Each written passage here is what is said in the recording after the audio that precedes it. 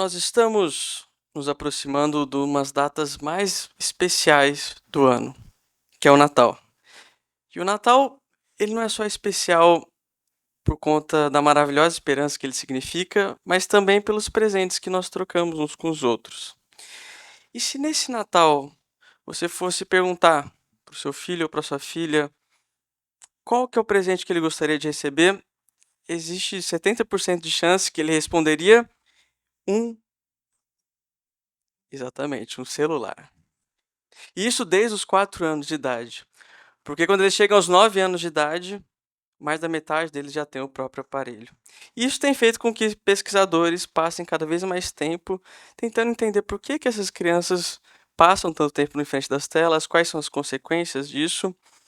E tenho certeza que todos que estão aqui hoje certamente já devem ter ouvido algum especialista em algum jornal, alguma revista, falando sobre qual que é o tempo máximo que uma criança deveria ficar na frente do celular. E antes que você responda se é esse número que apareceu na sua mente, se é 1 hora, 2 horas, meia hora, eu vou contar uma história rapidinho para vocês.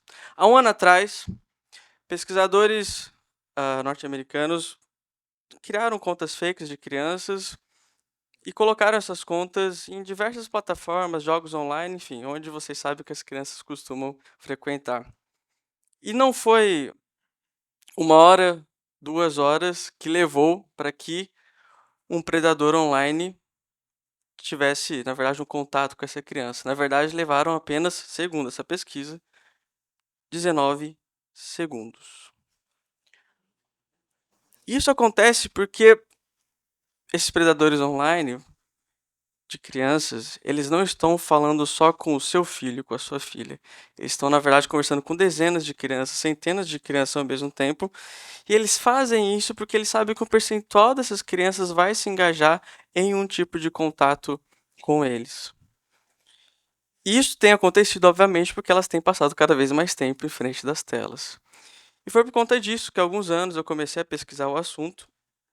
Hã, eu viajei algumas cidades do nosso país, cidades do interior, capitais, colégios públicos, privados, colégios mais elitizados ao menos elitizados do Brasil, para tentar entender, entrevistando crianças e adolescentes, seus pais, seus professores, o que estava acontecendo quando o tema era tecnologia e a criança.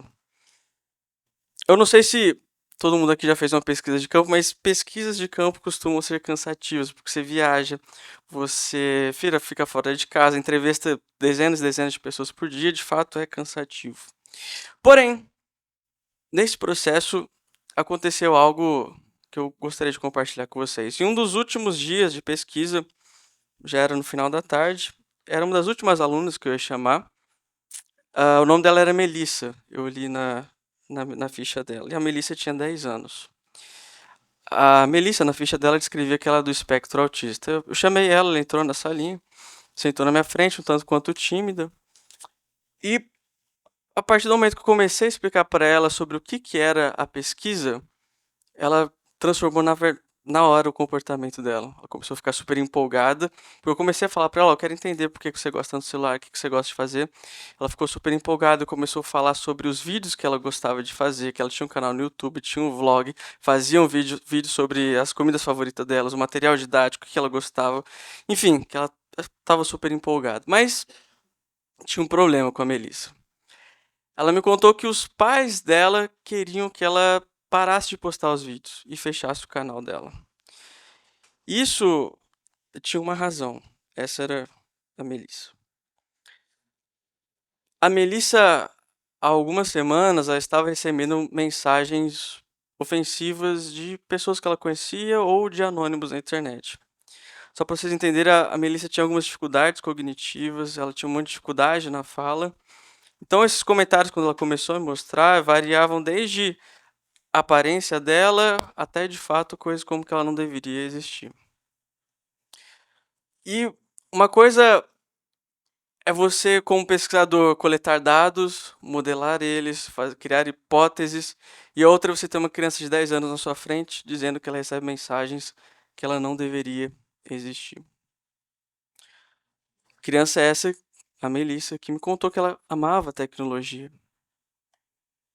E a gente sabe que a Melissa não está sozinha. Se a gente pegar a maior parte dessa geração, eles são apaixonados por tecnologia. Inclusive, se a gente perguntar para eles qual que é o maior sonho deles, a maior parte deles vai dizer que é ser um influenciador digital. E antes que você faça algum tipo de juízo de valor sobre essa escolha ou esse sonho, é importante salientar que essas crianças estão embarcando nesses sonhos, nessas jornadas, sem ter a real percepção sobre os desafios que eles vão enfrentar nesse processo, sobre os ambientes tanto quanto difíceis que eles vão ter que lidar nesse processo. Isso é um tanto quanto paradoxo, porque a internet, as redes sociais, de maneira geral, elas foram criadas para nos unir e nos conectar, principalmente as informações. E a gente sabe que, principalmente as redes sociais, foram muito bem sucedidas nisso, pelo menos nos números. Porque hoje existem 5,1 bilhões de seres humanos conectados no nosso planeta em algum tipo de rede social. Se a gente pegar a maior plataforma de rede social do mundo, em apenas 10 minutos eles recebem mais de 100 mil pedidos de conexão. E a gente sabe que as crianças estão no meio desse público, crianças e adolescentes, elas estão nesses espaços, elas querem exercer sua capacidade de autoexpressão, sua criatividade. O problema é o como que elas estão fazendo isso.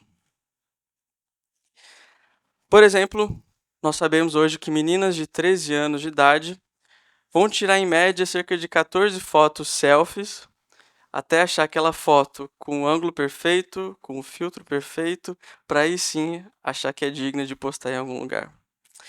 A gente está falando de uma geração que provavelmente não terá nenhuma foto sua publicada em algum ambiente online que não tenha passado por algum tipo de filtro ou inteligência artificial. Isso nos deixa pensativos sobre como que isso pode impactar a percepção de realidade dessas crianças hoje e no futuro. E esse não é o único desafio que nós temos nesse campo, porque se a gente pegar os dados, hoje no Brasil, cerca de 40% dos nossos adolescentes não têm a mínima noção de como que um algoritmo de uma rede social funciona, por que que esse post aparece antes daquele, se esse resultado é melhor do que aquele, e também não conseguem ter a mínima noção sobre o que que é uma propaganda ou reconhecer uma propaganda nesse espaço. Enquanto isso, meninas de 7 a 14 anos de idade, só nos últimos 3 anos, tiveram um aumento de 360% do número de imagens autogeradas, imagens íntimas, fotos íntimas, compartilhadas indevidamente. E, ao mesmo tempo, o nosso país hoje carrega o título de segundo lugar em casos de cyberbullying a nível mundial. Nas palavras do psicólogo social Jonathan Haidt, é como se essa fosse a Torre de Babel dos nossos tempos. Algo deu errado muito rapidamente, nós estamos desorientados, incapazes de falar a mesma língua ou até mesmo reconhecer a mesma verdade entre nós.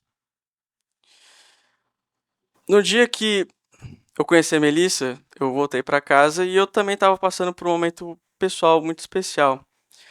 Minha filha, a Júlia, tinha acabado de nascer, fazia um mês, na verdade, a Júlia, que foi mencionada. E eu comecei a pensar, e eu fui pensativo para casa sobre o que a Melissa tinha me contado, sobre como que essa geração, a geração da Melissa, a geração da minha filha Júlia, ela iria se relacionar com tecnologia no futuro. Uma geração essa que é, nós sabemos, cada vez mais apaixonada por tecnologia. Eu comecei a imaginar como que isso poderia ser diferente. Foi aí que nasceu a ideia no projeto chamado Guardião Digital. Qual que é a ideia do nosso projeto? É pegar todo o conhecimento que nós temos acadêmico sobre segurança e bem-estar digital e levar para dentro de sala de aula, que geralmente é onde esse conhecimento não chega. E não só para os alunos, mas também para os professores e para os seus familiares. Começar projetos nunca é fácil. Essa aqui é uma foto minha da minha esposa ali organizando os materiais para a gente enviar para dentro da escola. Ali é uma professora já executando o projeto, o aluno compartilhando suas experiências online. Mas nós temos feito isso, primeiro, ampliando o contexto dessas crianças e o que significa isso. Muitas dessas crianças, elas ainda não têm a sua capacidade de autorregulação bem desenvolvida. Então, nós precisamos ensinar para elas, quando elas se deparam com, por exemplo, algum desafio online, se aquilo é potencialmente perigoso ou não.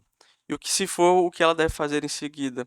Se aquela mensagem que ela recebeu é potencialmente perigosa ou não, e o que fazer com isso. E para além disso, a gente começa a explicar para elas que quando elas entram nesses espaços, e em geral acontece, elas começam a compartilhar suas imagens, seus dados, sem ter a percepção de quais serão as consequências para o futuro e como as outras pessoas estão vendo o que elas estão compartilhando. Então, nós realizamos o que a gente chama de mudança de perspectiva, com o intuito de criar empatia no coraçãozinho deles.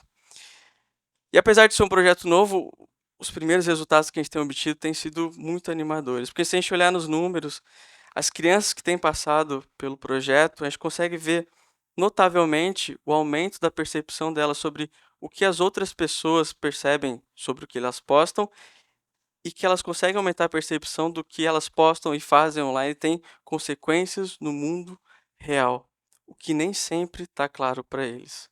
Ainda que seja mais claro para um adulto, para uma criança, isso não é tão óbvio assim.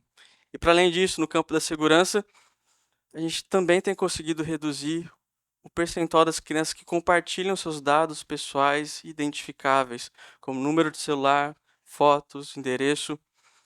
Esses dados podem ser a diferença entre ser alvo de um golpe ou não. Pode ser a diferença entre alguém entrar em contato com essa criança ou não. E eu queria encerrar a minha fala com vocês com uma frase que eu gosto muito do Chesterton, que nos diz que contos de fada não dizem às crianças que dragões existem. Elas já sabem disso. Eles dizem às crianças que dragões podem ser derrotados. A Melissa, o que ela queria, na verdade, era compartilhar o que ela gostava, os seus desejos, seus sonhos, se sentir pertencendo a algo maior do que ela. E nada mais humano do que isso. Eu acredito que nós estamos num ponto da história onde nós vamos ter que decidir sobre qual conto de fadas nós vamos contar às nossas crianças e aos nossos filhos. Se será aquele conto de fadas onde nós sucumbimos aos dragões, aos banimentos, ao cyberbullying ou de qualquer tipo de ofensa, ou se será um outro conto de fadas onde nós munimos essas crianças com educação para que elas tenham sucesso nesse espaço também. A minha missão é educar a próxima geração a como utilizar a tecnologia de maneira segura e responsável. Eu acredito que todo esse ferramental maravilhoso que nós criamos com a tecnologia, eles nos dá superpoderes. A questão é como que nós ensinamos os nossos filhos a utilizar esses superpoderes. E eu acredito que essa decisão hoje está nas nossas mãos. Muito obrigado, gente.